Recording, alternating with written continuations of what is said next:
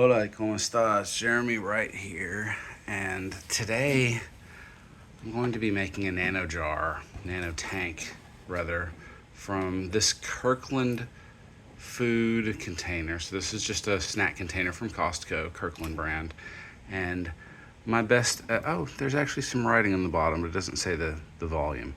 My best guess is that this is about 1.5 gallons, and we're going to be setting up a natural tank here. So, I'm taking some live soil from another tank, pausing. Sorry, my daughter started screaming, but we're getting this set up together. Don't put the binky in there.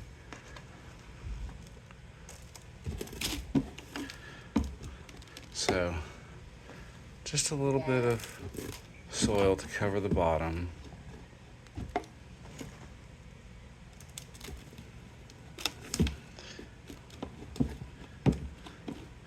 Now we're going to move on to sand.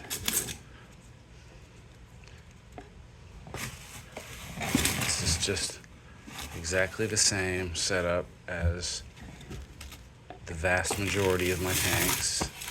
A couple of inches of pool filter sand over some live soil from nature.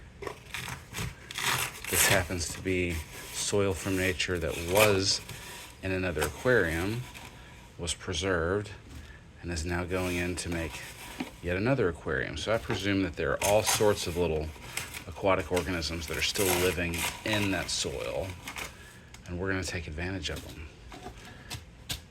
So there are going to be worms, fungi, bacteria, maybe archaea,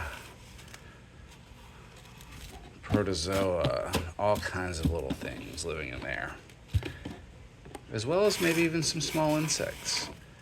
There are definitely microinvertebrates, and when you can see some of the stuff. Just no, ma'am, get your passy out of the sand.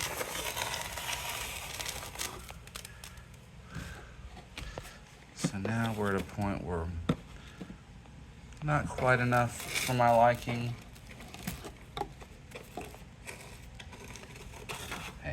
We're gonna have to wash that off. So pausing for a second. Uh-oh. I was trying to avoid the messes on camera, but whatever. Messes are on camera, right? It's just part of it. So at this point, we've got a relatively adequate substrate layer. And I think I'm even gonna fly with it like that. So that's like 1.5 inches of soil, 1.5 inches of sand. That's okay for what we're going to be doing. At this point, we can begin filling it with a little bit of water. So I'm literally just going to siphon off some water from one of my tanks, and I'll probably put a little dish in the bottom of this to keep from drilling a hole in the sand while the water's filling. And that's just something that any of you who have a sand bottom tank or a dirted tank, you're probably already familiar with that process, but we just want to break the fall of the water. You can do that by sitting your hand in there while you're siphoning, but I'm going to need 2 hands for this process, so pausing again. Alrighty, I siphoned off 2 quarts of water from one of my tanks and grabbed just a little bit of plant trim, and so I'm going through the process of beginning to plant these out now. And this is just stuff that was in abundance that will begin a tank. So there's a little bit of hornwort, a little bit of anacharis, a little bit of Nahas guadalupensis, and looks like 3 pieces of pearlweed.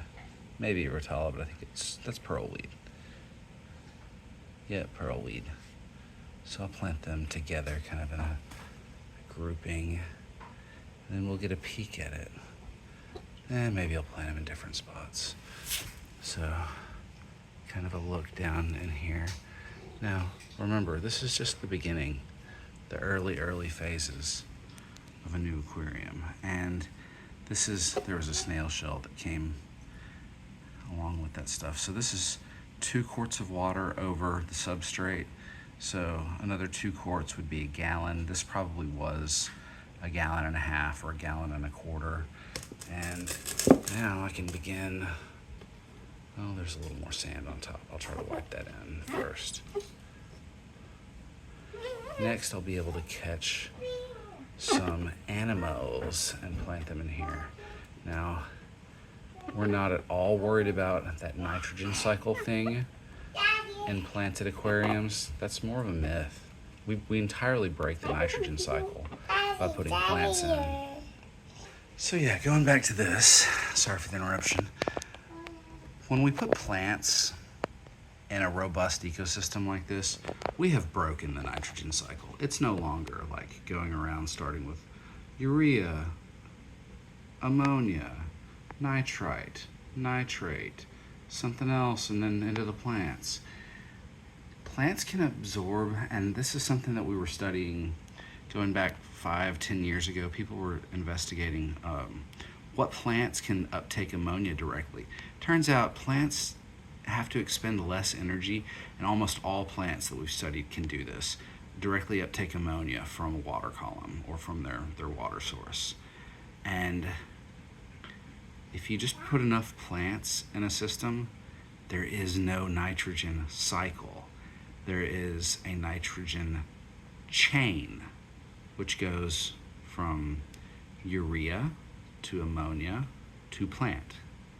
And it stops there.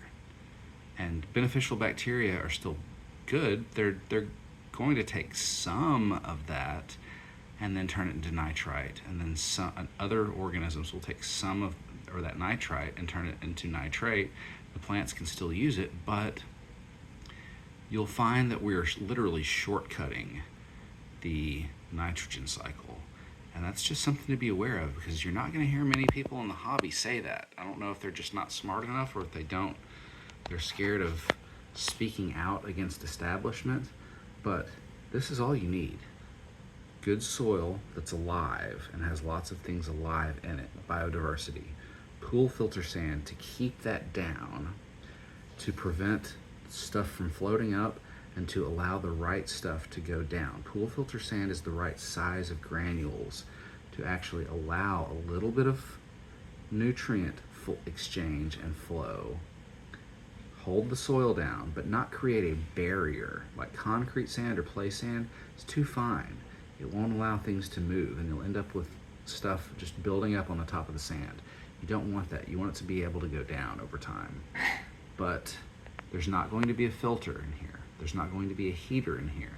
So I think what I'll do is put some of my Endlers that are also in a small system, and they were kind of in a temporary home and they need a more permanent home.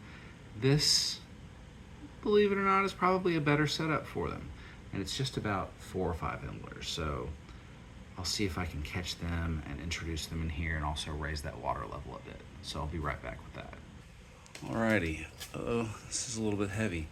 I was able to catch my Endlers, move them over into here, and some of the plants that were in their former container.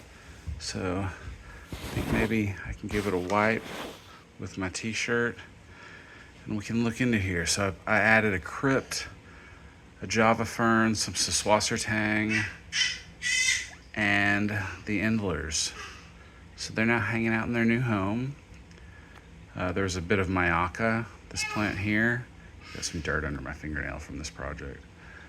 But yeah, there were just a few small plants that went into here. And I moved 2 pond snails and a Malaysian trumpet snail. 3 pond snails, 4 pond snails, and a Malaysian 5 pond snails. May even be some more that I don't see yet, but that's, a nice little setup for an unfiltered nano system free aquarium. So go out there, save your snack food containers, build yourself a free aquarium like this. I'm going to show it to my son. I'll catch you later. If you enjoy this sort of thing, give me a like or subscribe, and catch you in the next video. Ta-ta for now.